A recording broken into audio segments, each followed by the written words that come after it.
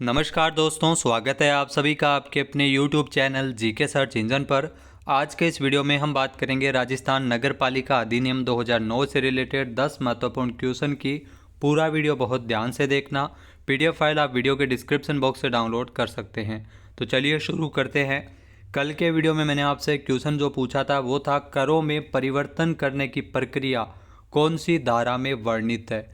यहाँ दोस्तों, करों में परिवर्तन करने की जो प्रक्रिया है वो धारा 110 में वर्णित है, यानी कि बी ऑप्शन यहाँ पर बिल्कुल सही था। जिन दोस्तों ने बी ऑप्शन कमेंट बॉक्स में सही जवाब दिया था उनको हार्दिक शुभकामनाएं। तो राजस्थान नगर पालिका अधिनियम की धारा 110, जिसमें करों में परिवर्तन करने की प्रक्रिया से संबंधित प्रावधान है, और यह जो प्रक्रिया है वो धारा 108 और 109 के समान ही होगी। तो चलिए शुरू करते हैं। पहला क्वेश्चन है, नगर पालिका सुझाव के लिए जो सलाहकार समिति का गठन करेगी उसमें कौन कौन शामिल होते हैं। तो नगर पालिका जो योजना तैयार करती है, योजना तैयार करने के लिए एक सलाहकार समिति का गठन करती है, और उस समिति में होते हैं नगर पालिका के समस्त सदस्य और नगर के कोई भी 6 अन्य प्रमुख नागरिक। यानी कि इस क्वेश्चन में डी ऑप्शन इसका बिल्कुल सही है, बी व सी दोनों। आइए जानते हैं इम्पोर्टेंट फैक्ट्स। तो धारा 160 जो राजस्थान नगर पालिका अधिनियम 2009 की धारा 160, जिसमें योजना तैयार करने तथा उनकी मंजूरी के लिए अपनाई जाने वाली प्रक्रिया से संबंधित प्रावधान है, जिसमें नगर पालिका योजना का एक प्रारूप तैयार कर उसकी एक जो प्रति है यानी कॉपी निरीक्षण के लिए उपलब्ध करवाकर तथा निर्धारित समय में किसी भी व्यक्ति से आक्षेप या सुझाव प्राप्त करने के लिए तय नोटिस प्रारूप में प्रकाशित करवाएगी। नगरपालिका आवश्यक होने पर योजना प्रारूप को अंतिम रूप देने से पूर्व इस प्रारूप पर विचार करने के लिए जो निम्नलिखित सदस्यों के लिए एक सलाहकार समिति का गठन है वो उन सदस्यों को मिलाकर करेगी, जिसमें नगरपालिका के समस्त सदस्य शामिल होते हैं। उद्योग, वाणिज्य और व्यापार तथा वृत्तियों के संगम के जो प्रतिनिधि है उनको भी शामिल किया जाता है। इसके अलावा नगर में अव्यवस्थित शैक्षणिक संस्थानों से 6 प्रतिनिधि इसमें शामिल होते हैं। अवस्थित जो नगर में स्थित है शैक्षणिक संस्थान। इसके अलावा नगर में अवस्थित प्रमुख गैर सरकारी संगठनों से 6 प्रतिनिधि और नगर के कोई भी 6 अन्य प्रमुख नागरिक इसमें शामिल किए जा सकते हैं सलाहकार समिति में। नेक्स्ट है, योजना में प्रवर्तन की तारीख का उल्लेख किस धारा में किया गया है। यहाँ दोस्तों, राजस्थान नगर पालिका अधिनियम 2009 की धारा 161, जिसमें योजना के प्रवर्तन की तारीख का उल्लेख है वो किया गया है, यानी कि बी ऑप्शन यहाँ पर बिल्कुल सही है। आइए जानते हैं इम्पोर्टेंट फैक्ट्स। तो राजस्थान नगर पालिका अधिनियम 2009 जिसकी धारा 161, जिसमें योजना के प्रवर्तन की तारीख से संबंधित प्रावधान है, राज्य सरकार द्वारा योजना मंजूर किए जाने के तुरंत पश्चात उसे लोक नोटिस द्वारा ये उल्लेख करते हुए कि योजना का जो अनुमोदन किया जा चुका है उस स्थान का नाम देते हुए जहां पर योजना की प्रति का समस्त समुचित कालांशों में निरीक्षण किया जा सकता है वो प्रकाशित किया जाएगा। और उपयुक्त नोटिस के प्रथम प्रकाशन की तारीख को, ये ध्यान रखना, उपयुक्त नोटिस के प्रथम प्रकाशन की तारीख को ये योजना प्रवर्तन में आ जाएगी। नेक्स्ट क्वेश्चन है, योजना प्रवर्तन में आने के पश्चात किसी भी समय नगर पालिका किसके पूर्व अनुमोदन से योजना में ऐसे कोई भी उपांतरण कर सकेगी। तो उपांतरण का मतलब होता है मॉडिफिकेशन, यानी कुछ परिवर्तन करना। तो ये राज्य सरकार के अनुमोदन से, जी हाँ, राज्य सरकार के अनुमोदन से पूर्व योजना में ऐसे कोई भी उपांतरण यानी मॉडिफिकेशन किए जा सकते हैं, यानी कि सी ऑप्शन यहाँ पर बिल्कुल सही है। ये दिया गया है। अगर बात करें तो धारा 162 के अंतर्गत ये वर्णन किया गया है। आइए जानते हैं इम्पोर्टेंट फैक्ट्स।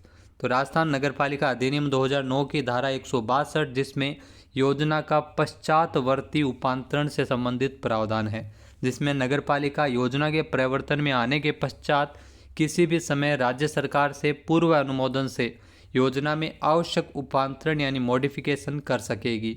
ऐसे उपांतरण योजना के स्वरूप में तात्विक उपांतरण तथा भूमि के उपयोगों की सीमा या जनसंख्या घनत्व के मानकों से संबंधित होने चाहिए ये उपांतरण। नेक्स्ट है, नगर पालिका किसकी प्रेरणा या आदेश पर योजना का पुनरीक्षण कर सकेगी। यहाँ दोस्तों, नगर पालिका की अगर बात करें तो ये नगर पालिका है वो स्वयं प्रेरणा यानी खुद ही प्रेरणा लेकर और राज्य सरकार के आदेश पर, यानी दोनों के अनुसार है वो योजना का पुनरीक्षण कर सकेगी। यानी कि डी ऑप्शन यहाँ पर बिल्कुल सही है। ये दिया गया धारा 165 योजना के पुनरीक्षण के अंतर्गत। आइए जानते हैं इम्पोर्टेंट फैक्ट्स। तो राजस्थान नगर पालिका अधिनियम 2009 जिसकी धारा 165 जिसमें योजना के पुनरीक्षण से संबंधित प्रावधान है, जिसमें नगर पालिका स्वयं प्रेरणा या राज्य सरकार के आदेश से किसी भी योजना के परिवर्तन की तारीख से 10 वर्ष के भीतर जहाँ 10 वर्ष के भीतर उस योजना का पुनरीक्षण कर सकेगी। नगर पालिका इसके लिए आवश्यक होने पर नई नागरिक सर्वेक्षण रिपोर्ट और भू उपयोग मानचित्र तैयार करवाएगी।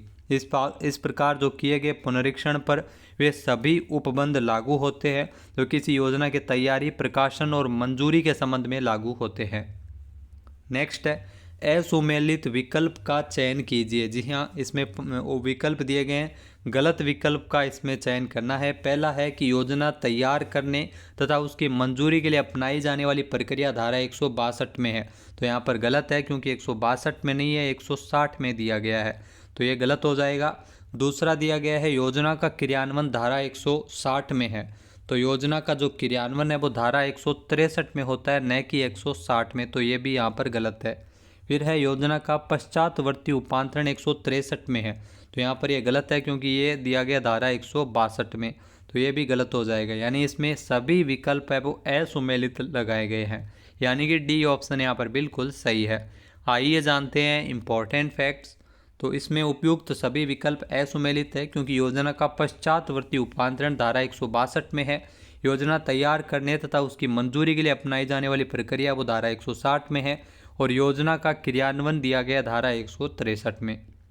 अगला क्वेश्चन है योजना का पुनरीक्षण का उल्लेख किस धारा में किया गया है। जी हाँ दोस्तों, योजना का जो पुनरीक्षण का उल्लेख है वो धारा 165 में किया गया है। बी ऑप्शन यहाँ पर बिल्कुल सही है। आइए जानते हैं इम्पोर्टेंट फैक्ट्स। तो धारा 165 जिसमें योजना का पुनरीक्षण का उल्लेख किया गया है, नगर पालिका स्वयं प्रेरणा यानी खुद ही प्रेरणा लेकर या राज्य सरकार के आदेश से किसी भी योजना के परिवर्तन की तारीख से 10 वर्ष के भीतर उस योजना का पुनरीक्षण कर सकेगी। नगर पालिका इसके लिए आवश्यक होने पर नई नागरिक सर्वेक्षण रिपोर्ट और भू उपयोग मानचित्र तैयार करवाएगी। इस प्रकार किए गए पुनरीक्षण पर वे सभी उपबंध लागू होंगे तो किसी योजना के तैयारी, प्रकाशन और मंजूरी के संबंध में लागू होते हैं। नेक्स्ट है अप्राधिकृत विकास को रोकने की शक्ति का प्रावधान कौन सी धारा में है। यहाँ दोस्तों अप्राधिकृत विकास को रोकने की शक्ति का जो प्रावधान है यह धारा 169 के तहत दिया गया है, यानी कि बी ऑप्शन यहाँ पर बिल्कुल सही है। आइए जानते हैं इम्पोर्टेंट फैक्ट्स।